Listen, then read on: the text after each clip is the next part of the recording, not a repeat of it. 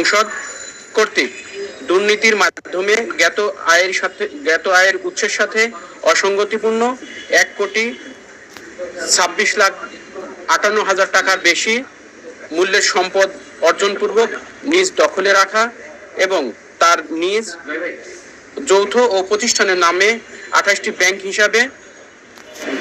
মোট 653,16 লাখ টাকার বেশি অস্বাভাবিক ও সন্দেহজনক লেনদেন করেছেন। অপরাধলব্ধ উক্ত অবৈধ অর্থ স্থানান্তর, হস্তান্তর ও রূপান্তরের মাধ্যমে ছদ্মাবরণ করার অপরাধে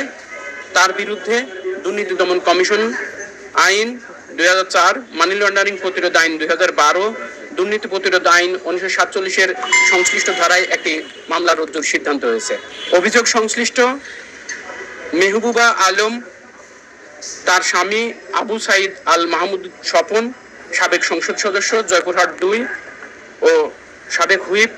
বাংলাদেশ জাতীয় সংসদ এর সহায়তায় নিজ নামে জ্ঞাত আয়ের সাথে অসঙ্গতিপূর্ণ 2,22,00,000 টাকার বেশি সম্পদ অর্জন করায় এবং ভোগ দখলে রাখার অপরাধে মেহবুবা আলম, স্বামী আবু সাইদ আল মাহমুদ স্বপন এবং আবু সাইদ আল মাহমুদ স্বপন, সাবেক সংসদ সদস্য জয়পুরহাট 2 ও সাবেক হুইপ বাংলাদেশ জাতীয় সংসদ এর বিরুদ্ধে দুর্নীতি দমন আইন 2004 এর সংশ্লিষ্ট ধারায় আর একটি মামলা রুজুর সিদ্ধান্ত হয়েছে।